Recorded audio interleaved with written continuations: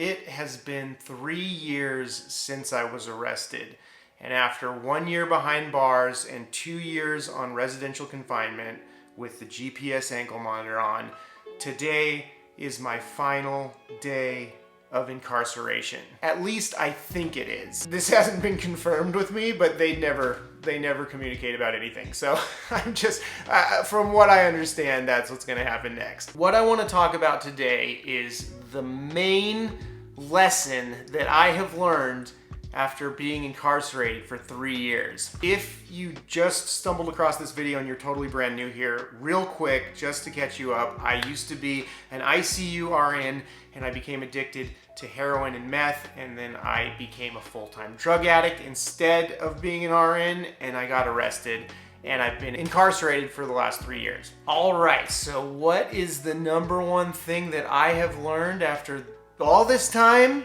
I'll tell you what it is. Your day-to-day sense of well-being in this life has a lot less to do with your life's circumstance than you think it does. I'm gonna tell you a little story about how last week was the worst week that I have had in my entire incarceration. But first, let me briefly set the stage so I can put what I want to say into context. Way back years ago, prior to my arrest, prior to my serious heroin and meth addiction, my life's circumstance was ostensibly perfect. I was the first person in my family to have obtained a bachelor's degree. I had a bachelor's of science in nursing. I had become an ICU RN. I was married to another ICU RN.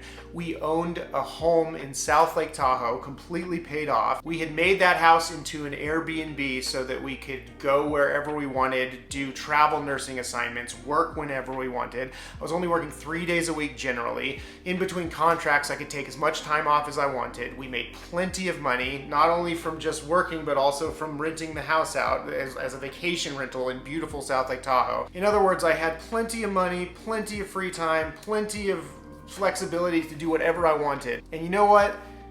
My life sucked. I was miserable. I didn't even know how miserable I was until I figured out what it's like not to be miserable. The thing is, my life circumstance had absolutely nothing to do with how miserable I was. If my life circumstance had anything to do with it, I should have been the happiest guy in the world, but I wasn't. In fact, I was so miserable that heavy alcohol and drug use seemed to be the only thing that was strong enough to pacify me. Fast forward many years to now, I just spent 3 years either behind bars or on house arrest. I have nothing to my name. I rent the cheapest little studio apartment that I could possibly find.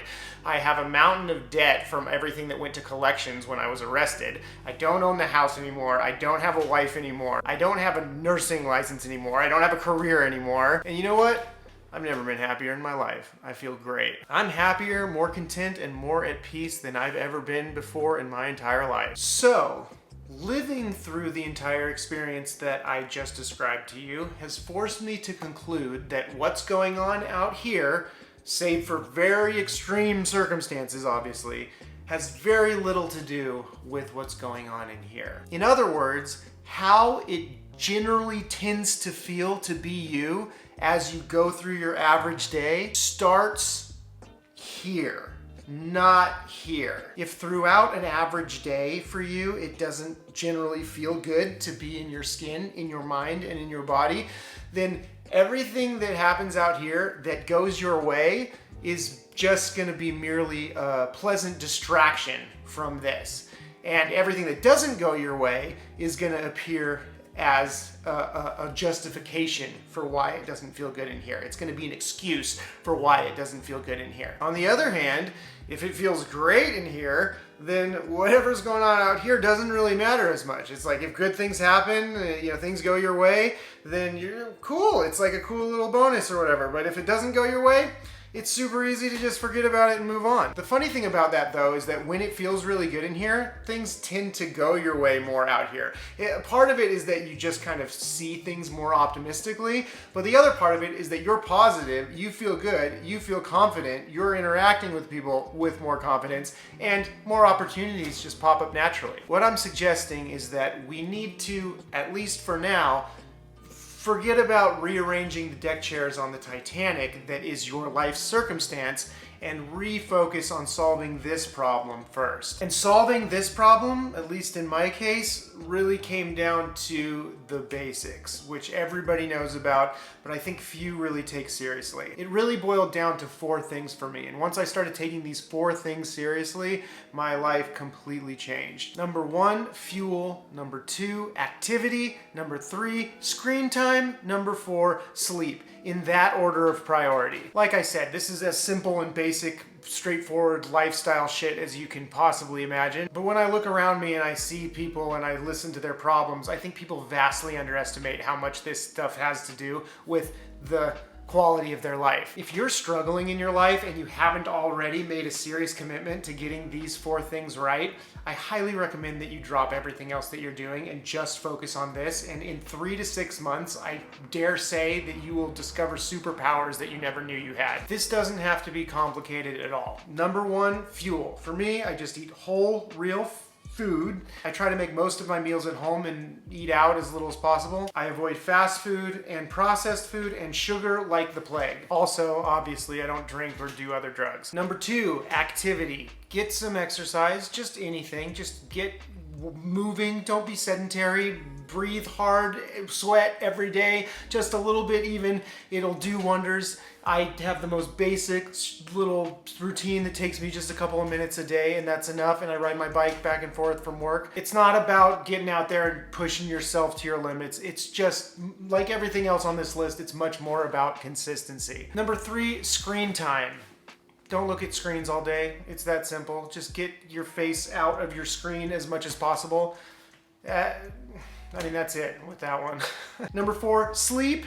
You know, if you do these other 3 things, this one will come automatically. I used to have so much trouble sleeping. I sleep like a baby now. In fact, like I said, I do these things in this order of priority. When I eat well, it's easy to exercise. When I don't eat well, it takes a lot of willpower to exercise. Same thing, if I am not doing the exercising and the eating, then it's way easier to get on my screen all the time. You know, I just kind of feel bad and I want something to distract me from myself. If I do these 3 things, then sleep comes easily. If I'm not doing these 3 things, it's like I'm very restless and I'm on my screen all the time and I have trouble sleeping. Once I got all these things lined up in my life and I was just doing them consistently, my mental health just blossomed into this wonderful experience that is my life now. So let me tell you the story about this horrible week I had last week. In the last 3 years that I've been incarcerated,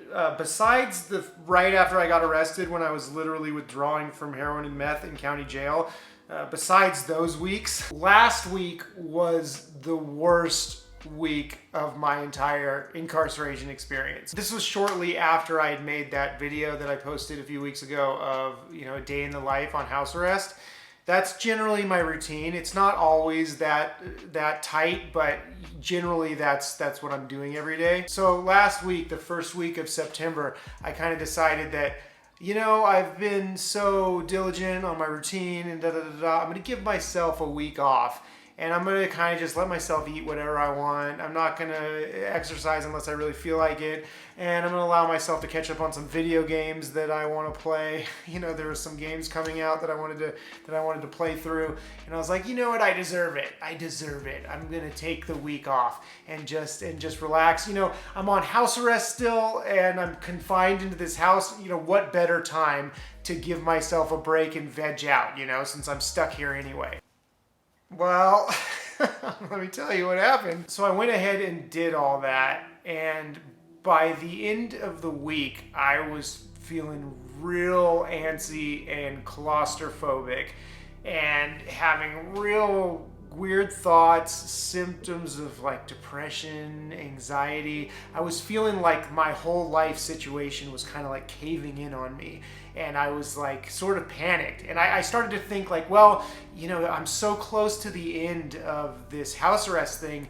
Maybe because it's almost over, I'm finally kind of like letting myself, you know, realize how psychologically trying this whole 2 years and 3 years of incarceration has been. 2 years on house arrest of this isolation and then a year in prison. Like, maybe it's just like it's finally getting to me because I've been holding this off, subconsciously because I knew I had to do it. But now that it's almost over, like, it's all bearing down on me, and maybe it really damaged me, and I'm like, don't know where I'm at. And like, I was feeling like I got to get out of here. I couldn't wait for it to end. I was just so out of my mind. And then I kind of had to stop and go, Brian, do you think maybe some of this has a little bit to do with the fact that you just spent a week totally vegging out and watching TV and playing video games and eating junk food, when normally your life is nothing like this?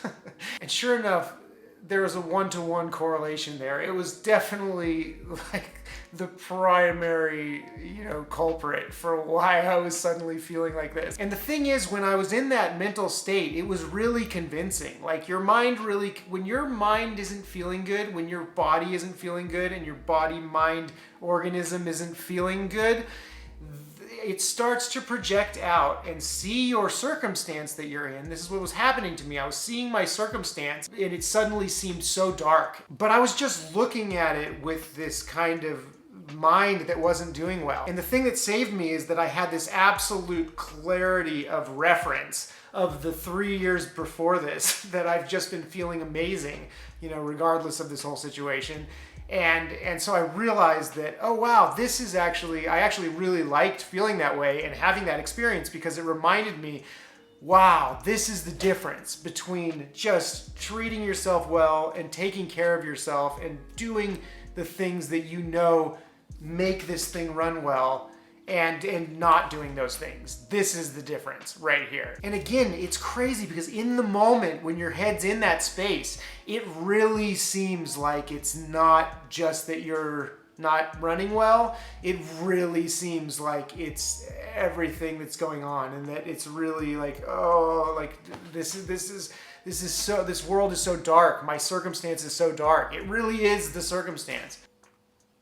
Now I've been, for the most part, back on track, and I feel fine again. Like, I'm back in the mindset where it's like, I'm not anxious. Like, if they take this off tomorrow, cool. I'm so stoked about that. If they don't, I'll be annoyed, but it's not like I'll be fine. Like, they'll take it off eventually, so whatever. I'm totally fine with everything again. I started to think as I came out of this, like, what would it be like if I had done that for another week, and then a third week, and then a month, and then 2 months?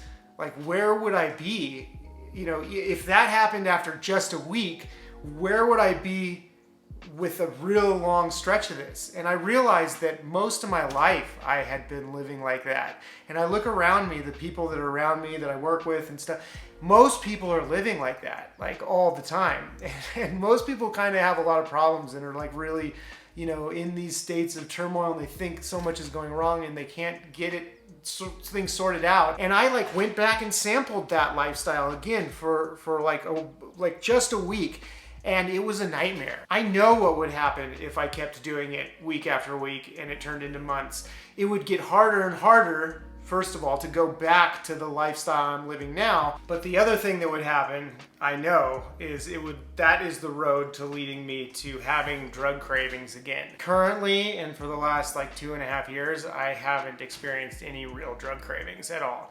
And I didn't experience any real drug cravings when I did this week of living like crap, but I know that if I continue down that road, that's the road that leads to serious cravings starting to pop up and having to deal with that. All right, that's just about enough out of me today. The song of the week is Solitude is Bliss by Tame Impala, to commemorate my 2 years of solitude on house arrest. Hopefully, I'll be making a video tomorrow of them taking this ankle monitor off. But if not, that's cool too. I'll let you guys know what's going on. I'll see you tomorrow. Let's get moving forward with this life, okay?